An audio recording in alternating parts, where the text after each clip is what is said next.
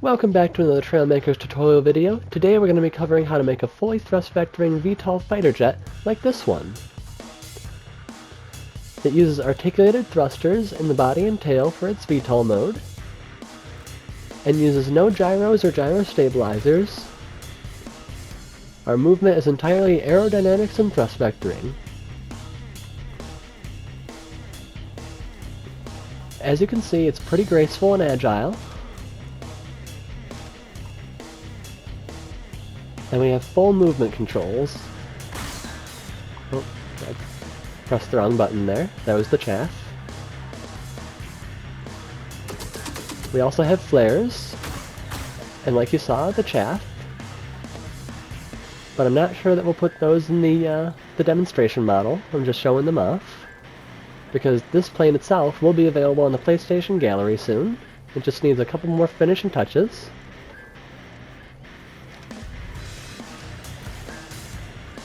But let's come in for our landing, so we can get building.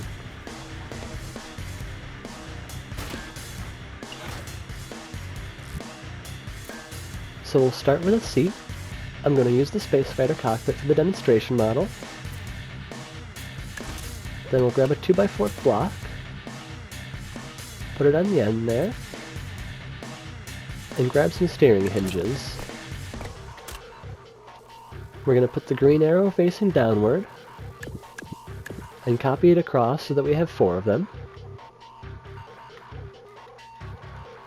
Next, we'll grab our thrusters. And I'm going to put space thrusters on here. Then, I'm going to grab some 1x2 wedges, so I can fill in that gap there, without them being connected to the motor, or the thrusters. Next, we'll select this little module that we just made, and copy it 4 times, so that we have 5 total modules. Next, we'll grab some blocks from the side. We'll start with a 6x2 in the front, lined up with our block here.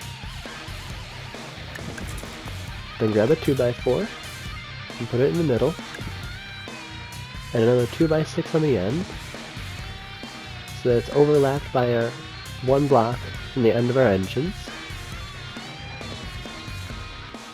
Copy those to the other side. Copy another 6x2 over. Flip it on its side. And make our tail.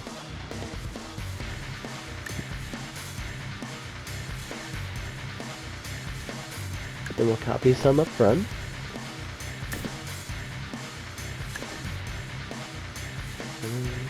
Yeah, we'll go there.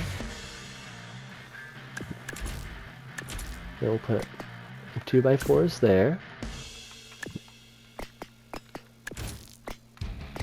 And 2x6s up front.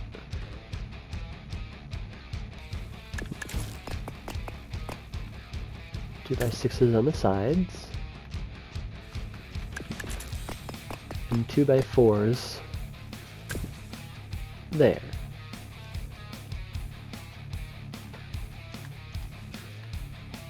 Next, we'll select one of our modules here. So we'll get the 2x4 block, the 4 hinges, the 2 thrusters, and the 2 wedges, and copy that all the way to the tail.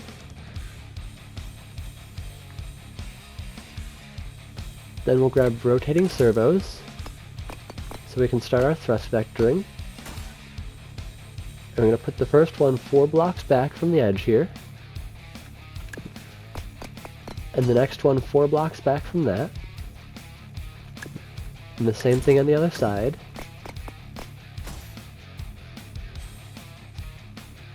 Next, we'll grab a rounded 1x2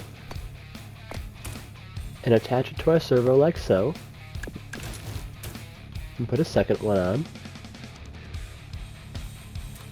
Grab a rounded corner 1x2 and put 2 of them on the bottom there. Then we'll grab a large hinge and attach it like so, with the green arrow facing outward.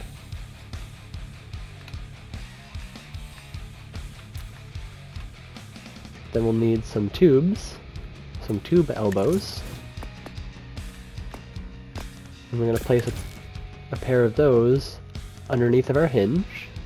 This is to block some aerodynamics for our thruster that you can copy over and attach to the large hinge.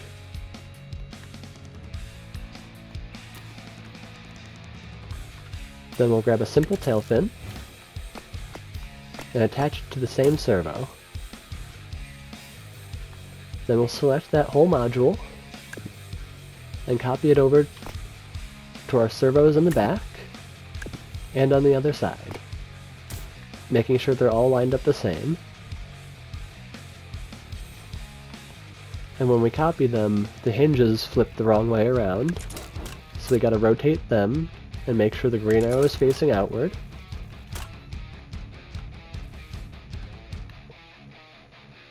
Next, we'll put in our vertical stabilizers, so we'll grab some big elevator fins and put them in with their green arrows facing the right. And we'll also grab some small elevator fins with the arrows in the same directions.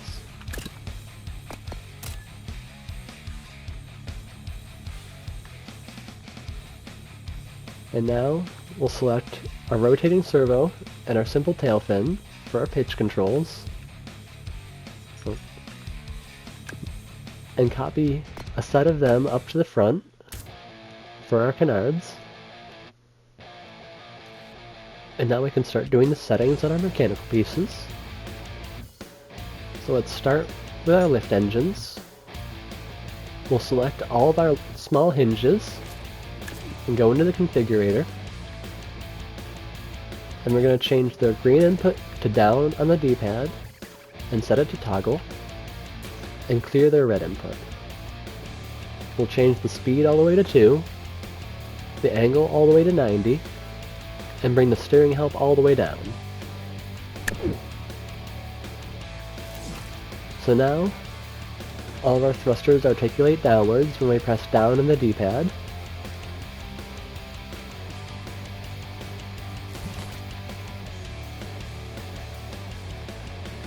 Next, we'll do our maneuvering thrusters.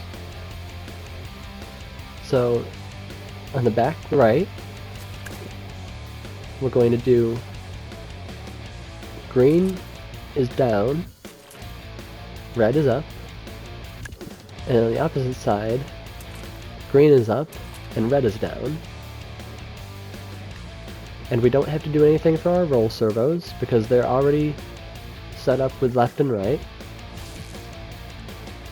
Oh, and we still gotta do our canards, which are the opposite of what we have here. So in the back, on the right, we have down on the green, up on the red. In the front on the right, we'll have up on the green, down on the red. And the opposite thing on the opposite side.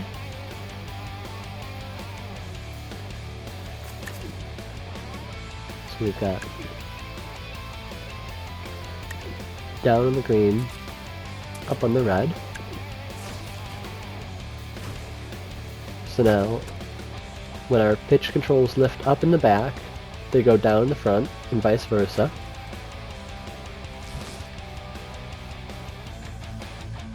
Next we'll do the yaw.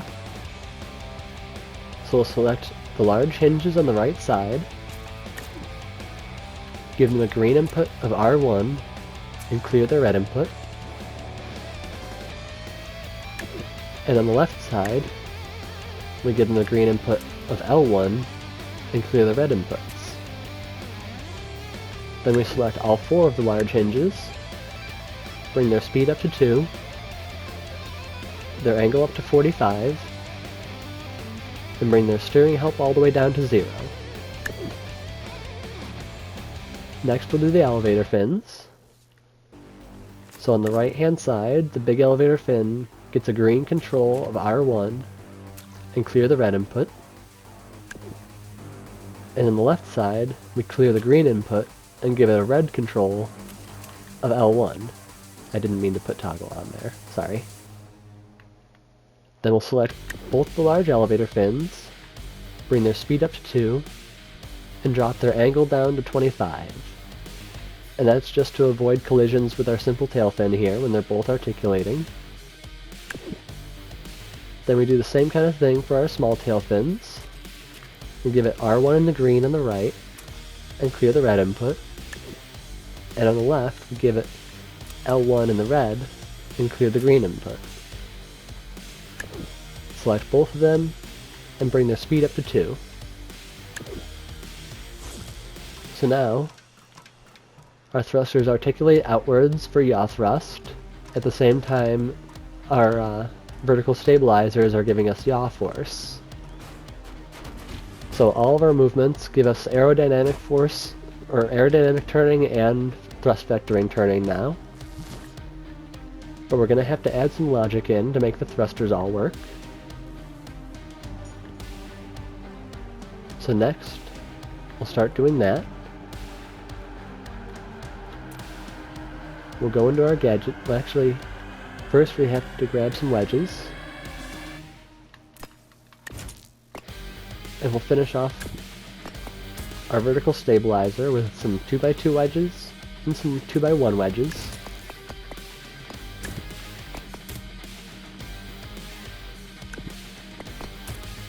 And we'll leave the little holes here because we're about to put some logic in.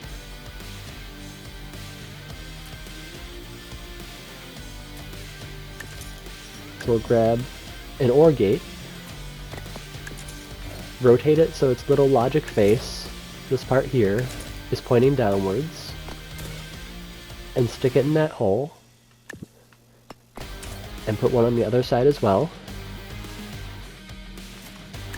And on the left side, we're going to give it a control of L1, and hook it up to our left side thrusters.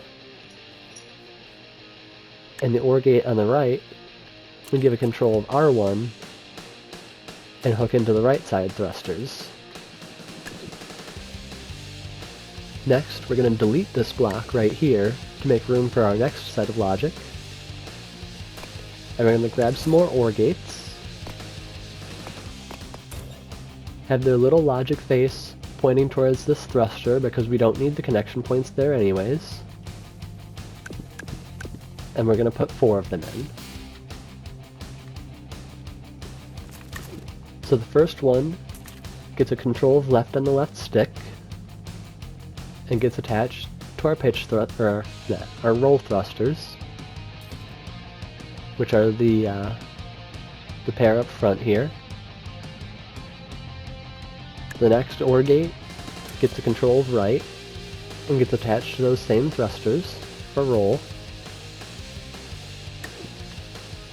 Then you see where I'm going with this. Next one we'll do it up on the left stick and attach it to our pitch thrusters, the ones in the very back. And finally, we give one a control of down and attach it also to the pitch thrusters. So now, anytime we do a movement, even at low speeds, we'll still have thrust to do our thrust vectoring and maneuver us. Next, we'll delete this 2x4 to make room for our next set of logic.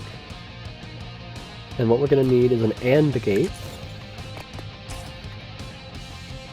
an OR gate, and a NOR gate. And just like last time, we're having our little logic faces point forward. And to fill in that last space, let's just grab a basic 1x2.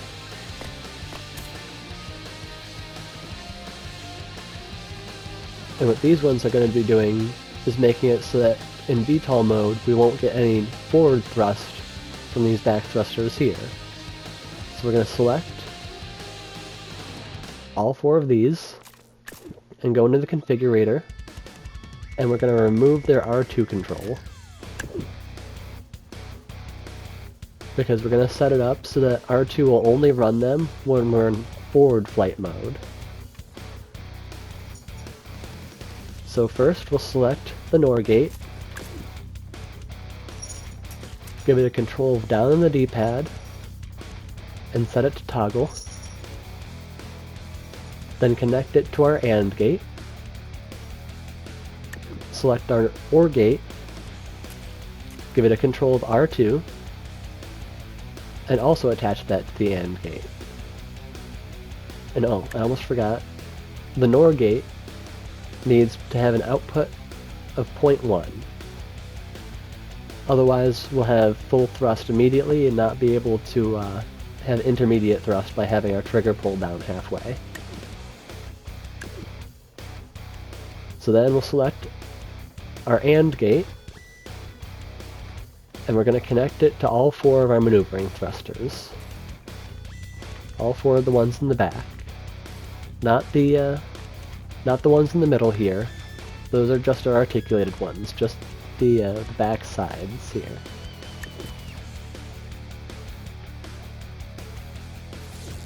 So now, we can do a full test.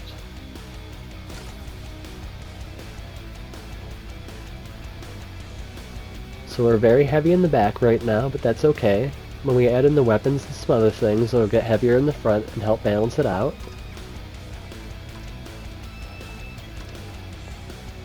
But aside from that, we seem to have all our controls in order.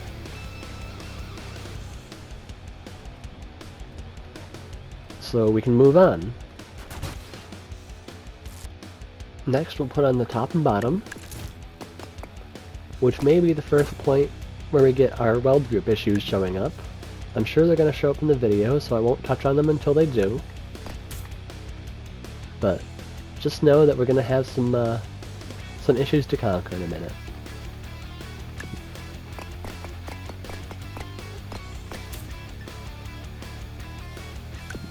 So I'm just putting 2x6s and 2x4s around to start fleshing out the top and bottom.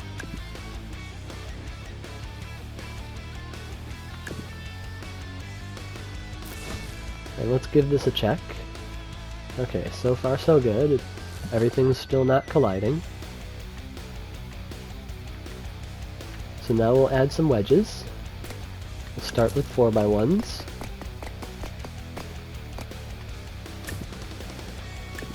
Put some in the back.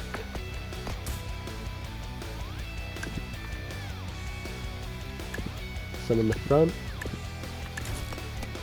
Blocking all our bad aerodynamics.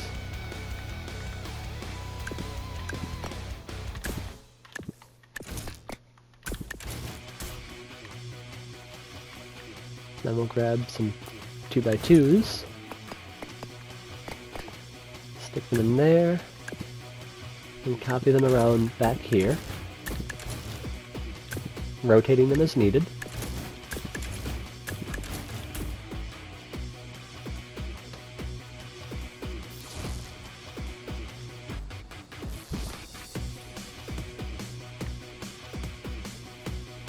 Next we'll put on the wings. So we'll grab some modular wing panels. And I'm going to say we'll put them 2 blocks ahead of where our wedges start here. And we'll put 3 of them in, like so.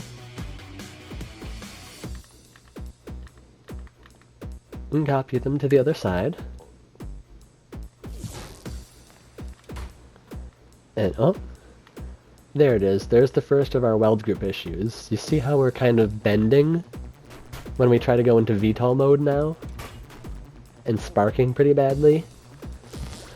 What's happening is now our weld groups are starting to separate out in places that aren't just places of articulation. So every joint is automatically a weld group separation. So we can consider this weld group 1, then it separates and goes into weld group 2. But sometimes as the build gets bigger, the blocks themselves begin to get separated into weld groups along their separations. So what happened is one of these bottom blocks has become a weld group 3 and is no longer adjacent to the space thruster. And only adjacent weld groups can be pushed through each other without having issues. And I know that's kind of a long, rambly explanation in the middle of this plane tutorial, but it's an issue that you're bound to encounter when building something like this, especially because we haven't even done the piston glitch yet. But to solve that, there's a couple things we can do, and that's to adjust where our blocks are. So we're just going to finish fleshing out our wedges here, because I forgot to do the bottom.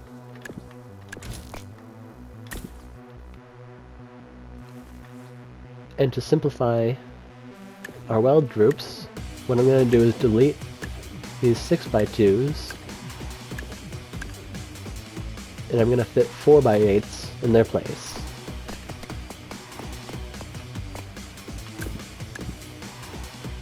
Because basic logic is that less pieces means less separation points where the weld groups could separate on us.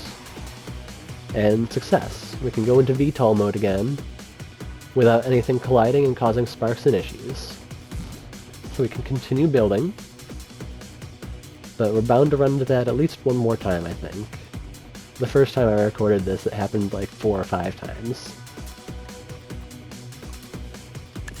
So we'll grab some wedges for our wings, grabbing some 1x2x1s, or whatever they are. I probably said that wrong. A little bit of dyslexia. And some 2x1s.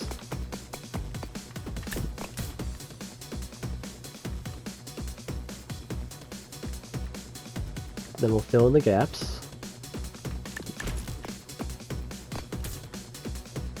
With just some regular blocks.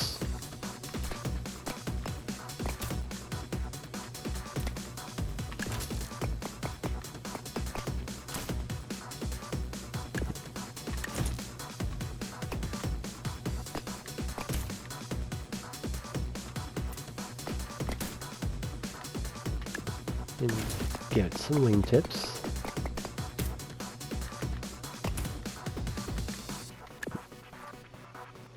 Then we'll select all of those blocks that we just put down and copy them to the other side.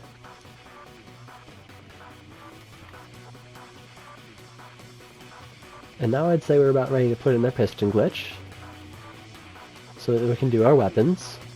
So we'll delete this 2x4 here and grab the pistons.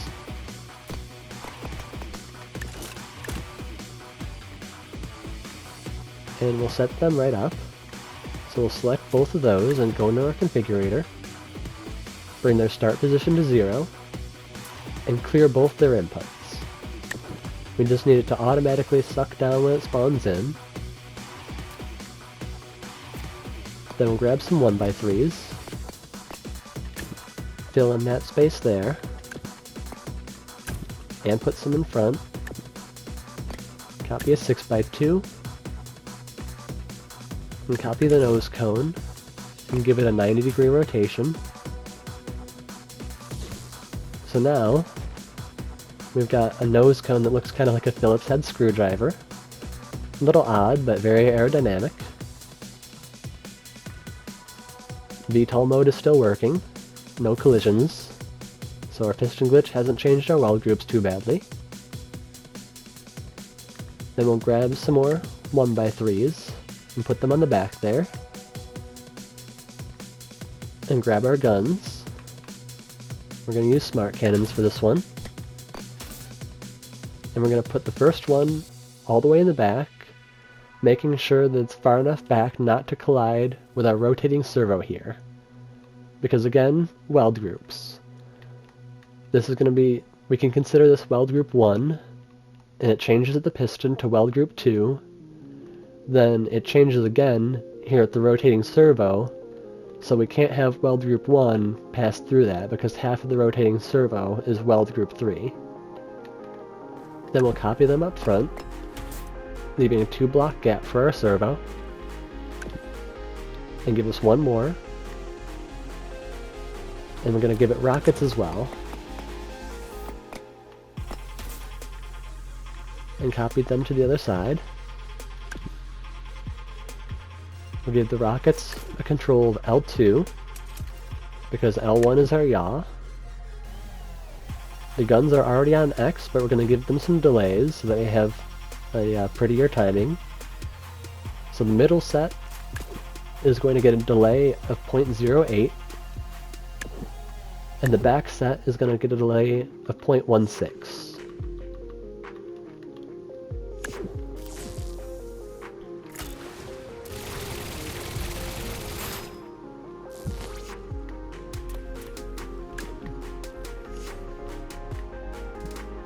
And next we'll give it some landing gear.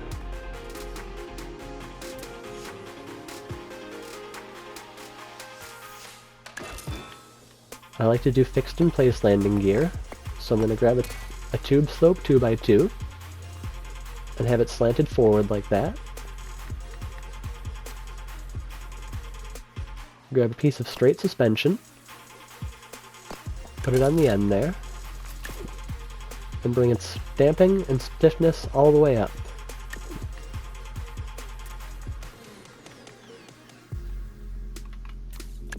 Then in the front, I like to use skis instead of wheels. It's just an old habit. It makes it taxi on the ground a little bit better with the thrust vectoring, in my opinion. Then we'll copy one of these suspensions to the back.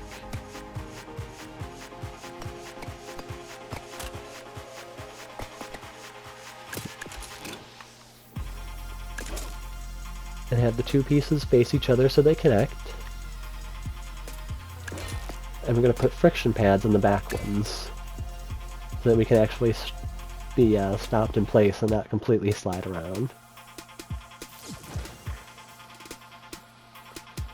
And we still have VTOL mode, so we haven't broke it yet.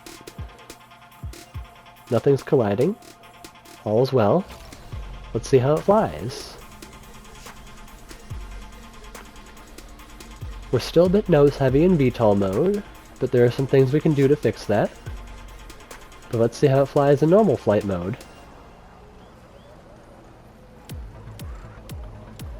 In normal flight, we're nosing up pretty badly. Very badly, in fact. I'm not touching the controls at all, and it's just completely doing a backflip. So we need to change some aerodynamics, and maybe some weight. Because we have a nose up issue and a nose down issue, depending on which mode we're in. So let's give it a little landing here. So the first change we're going to make is going to be the aerodynamics.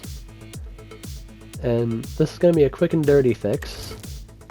We're going to grab some 4x1 wedges and put them in this orientation so that we're giving downforce as we get momentum. And we're going to put it in front of our pistons here.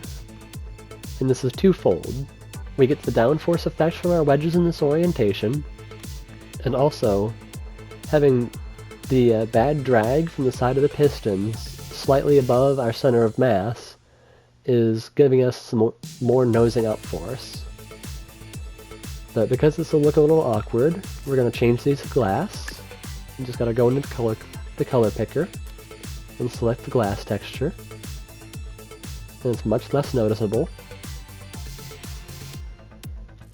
And we'll also change the orientation of these wedges to neutral, because in this position they're giving us up force. In this direction they're each just applying force sideways and canceling each other out. They're still giving a little bit of drag below our center of mass, but that's kind of unavoidable.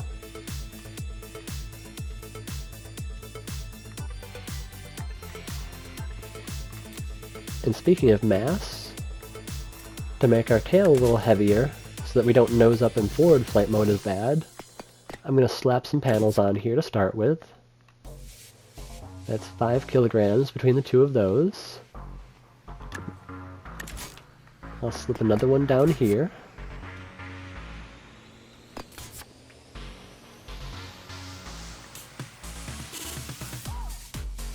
And what else will we do? Put a couple a couple of little ones on top of the vertical stabilizers. That won't add much weight, but it also won't add much drag, and it'll give a little bit of more armor to our vertical stabilizers for combat reasons. And let's give it another test flight.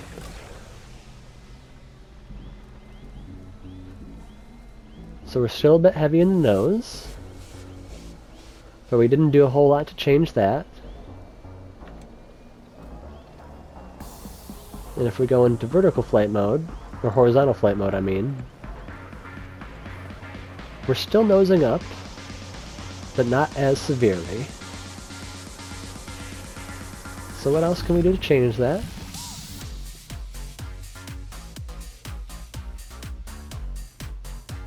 We could change our nose cone to be downward as well. It'll change the look of it a little bit. So it's not our Phillips head screwdriver anymore. But it should help with our drag situation. And now, actually we might have overdone it.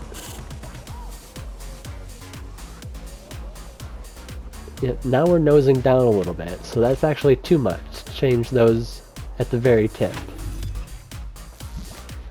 The farther away from your center of mass the change is, the more it seems to affect it. So we'll put those back to neutral.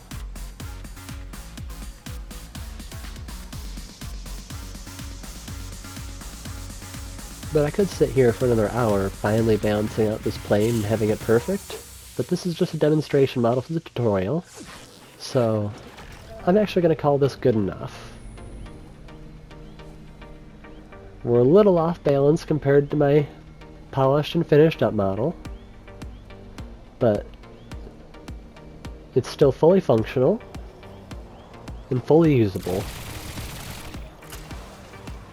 So if you followed the tutorial entirely, you have a half-decent plane to work with, and should know the skills and the ins and outs of how to build your own. Just remember, don't get discouraged when the weld groups start colliding. Just start fiddling with things and simplifying your build a little bit. Like, if we change these back to 6x2s, I bet it'll come back on us.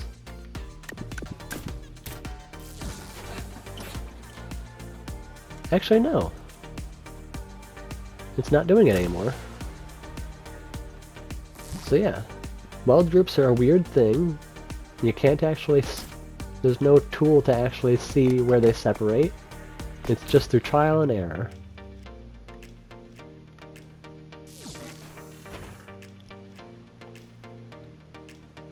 But anyways, that about wraps things up. If you have any questions, leave a comment, and if you want to support my channel or just make me happy, subscribe and leave a like. Bye-bye now.